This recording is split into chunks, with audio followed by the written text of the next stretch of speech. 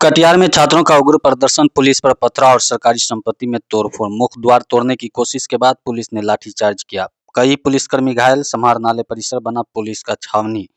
नमस्कार, आप देखना शुरू कर चुके हैं इंडिया फोकस न्यूज। मैं हूं आपके साथ मोहम्मद इंतजार। कटिहार समाहरणालय परिसर में गुरुवार को अपनी विभिन्न मांगों को लेकर धरना प्रदर्शन कर रहे छात्र छात्राओं का आंदोलन अचानक हिंसक हो गया।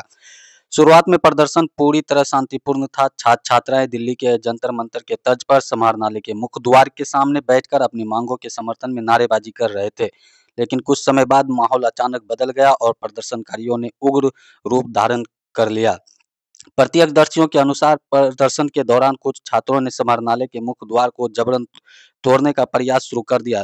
मौके पर मौजूद पुलिस बल ने उन्हें रोकने और समझाने की कोशिश की, लेकिन जब प्रदर्शनकारी नहीं माने तो स्थिति को नियंत्रित करने के लिए पुलिस को लाठीचार्ज करना पड़ा। पुलिस कार्रवाई होते ही प्रदर्शनकारी मौके से भागने लगे, लेकिन कुछ दूरी पर पहुंचने के बाद कई छात्रों ने सड़क में ईंट और पत्थर उठाकर पुलिस बल पर पथराव शुरू कर दिया। अचानक हुए पथराव से समाहरणालय परिसर में अफरा तफरी मच गई। पथराव में कई पुलिसकर्मी घायल हो गए, जबकि पुलिस वाहनों और अन्य सरकारी संपत्ति को भी नुकसान पहुंचाया। प्रदर्शनकारियों ने समाहरणालय परिसर स्थित अल्पसंख्यक भवन के शीशों पर भी पत्थर बरसाए, जिससे भवन की कई खिड़कियां के शीशे टूट गए और सरकारी संपत्ति क्षतिग्रस्त हो गए। घटना की सूचना मिलते ही जिले के विभिन्न थाना क्षेत्रों से भारी संख्या में पुलिस बल और प्रशासनिक अधिकारी मौके पर पहुंचे। पूरे समाहरणालय परिसर को पुलिस छावनी में तब्दील कर दिया गया। अतिरिक्त सुरक्षा बल की तैनाती के बाद हालात पर धीरे धीरे नियंत्रण पाया गया। पुलिस की सख्ती के बाद प्रदर्शनकारी मौके से हट गए, जबकि कई छात्र आसपास के क्षेत्रों में छिपते नजर आए। समाचार लिखे जाने तक प्रशासन की ओर से आंदोलन की मांगों, घायल पुलिसकर्मियों की संख्या और सरकारी संपत्ति को हुए नुकसान का आधिकारिक विवरण जारी नहीं किया गया है। पुलिस पूरे मामले की गंभीरता से जांच कर रही है।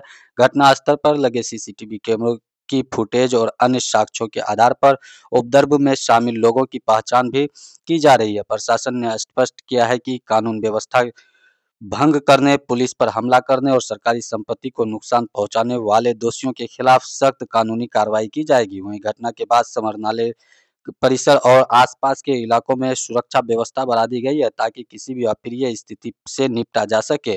आइए यहाँ पे जितने भी जनप्रतिनिधि हैं, पदाधिकारीगण हैं, क्या कुछ कहते हैं, सुनाते हैं। ये प्रदर्शन कर रहे थे और हंगामा प्रदर्शन और अपनी बात रखने का अधिकार सबसे डेमोक्रेसी में है, जो संवैधानिक तरीके है उसके हिसाब से अपनी बात रखने का अधिकार सबसे है। और हम लोग के लिए किसी को रोक नहीं रहे हैं, और अगर किसी को अपनी बात रखने की किसी चीज से असंतुष्ट है तो जो संवैधानिक तरीके है, जो प्रक्रिया है, उसके साथ अपनी बात रख सकते हैं। लेकिन किसी प्रकार की गई थी पहले किसी प्रकार के सरकारी संपत्ति को नुकसान अगर कोई पहुंचाएगा, अगर गलत तरीके से कोई भी रसूल करेगा जो अलाउड नहीं है, तो निश्चित रूप से वैसी कार्रवाई। सर, कितने छात्रों को डिटेन वगैरह किया गया है? अभी देखिए, अभी तो पुलिस अपना काम कर रही है, अभी हमें बताने की स्थिति में नहीं। संवैधानिक तरीके से विरोध प्रकट करने का अधिकार सबको है, लेकिन अगर गलत तरीके से और सरकारी संपत्ति को नुकसान पहुंचाने का कोई प्रयास, पुलिस विधिक कार्रवाई करेगी। इसके लिए हमारी सभी लोगों से अपील, खास करके छात्रों से और सभी से मेरी अपील है कि संवैधानिक तरीकों को अपनाएं। किसी भी प्रकार की असंवैधानिक गतिविधि में लिप्त न हो, किसी भी प्रकार की सरकारी संपत्ति को नुकसान न पहुंचाए, अन्यथा विधिक कार्रवाई की